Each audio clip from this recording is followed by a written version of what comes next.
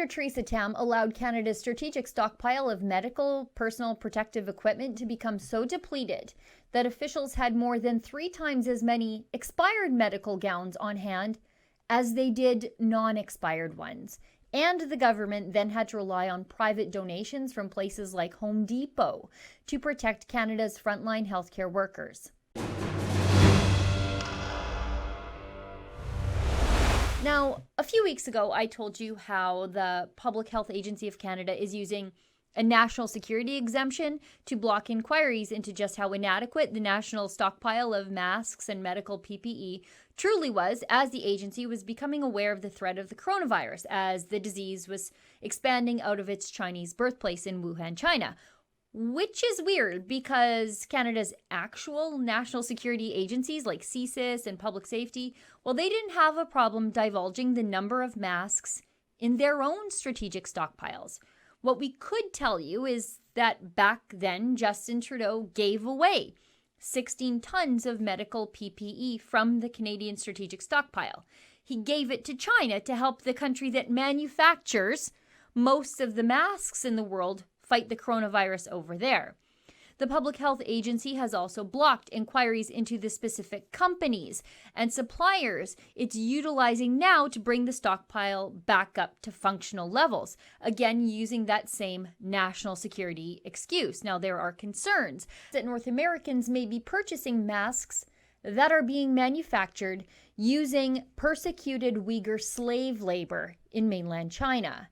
And we also know that in the lead up to the pandemic, the Public Health Agency tossed out 2,095,000 masks and 440,000 medical gloves when it shut down an emergency stockpile warehouse in Regina after discovering the masks had expired back in 2014, and the agency also failed to replace them.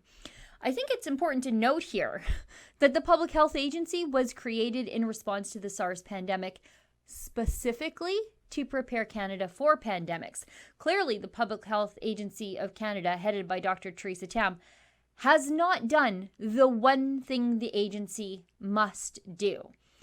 And despite Tam's efforts in trying to block order paper questions about the strategic stockpile at the Public Health Agency, Blacklock's reporter has obtained memos detailing just how ill-prepared Tam left her agency and Canada as a whole. Look at this, and please keep in mind, this is the national strategic stockpile that the entire health system would turn to once provincial supplies ran out, and thank God they didn't. Look at this. However, agency memos detailed numbers of scant supplies. From the National Emergency Strategic Stockpile, we have deployed a range of personal protective equipment to jurisdictions, wrote staff.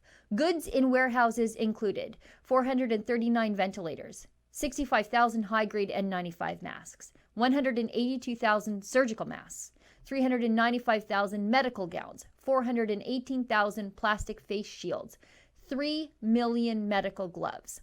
The agency, in memos, admitted that it was so short of supplies it shipped date-expired medical gowns to provinces and urged managers to consider ethical considerations in rationing the goods. The agency is in the process of allocating approximately 1.4 million expired gowns from the National Emergency Strategic Stockpile, wrote staff. Provincial health departments were also urged to distribute date-expired masks. This includes guidance on the use of expired N95 respirators and masks, wrote staff. Managers expressed gratitude for private donations from corporations and community groups. The Canadian Red Cross has received donations that have been verified to meet Government of Canada technical specifications for COVID-19, said one memo, PPE and testing supply. Donations included 10,140 masks from Home Depot. Well, thank God for the private sector stepping up to fill the gap where Dr. Theresa Tam and Justin Trudeau fell down. And thank God this pandemic wasn't as bad as first predicted, because with Tam and Trudeau in charge, we would not have stood a chance. For Rebel News, I'm Sheila Gunn Reid. The coronavirus pandemic has laid bare how Chinese communist policies have infiltrated Canadian politics. To learn more about it, please get Ezra Levant's new book. It's called China Virus: How Justin Trudeau's Pro-Communist Ideology is Putting Canadians in Danger. It's available at chinavirusbook.com.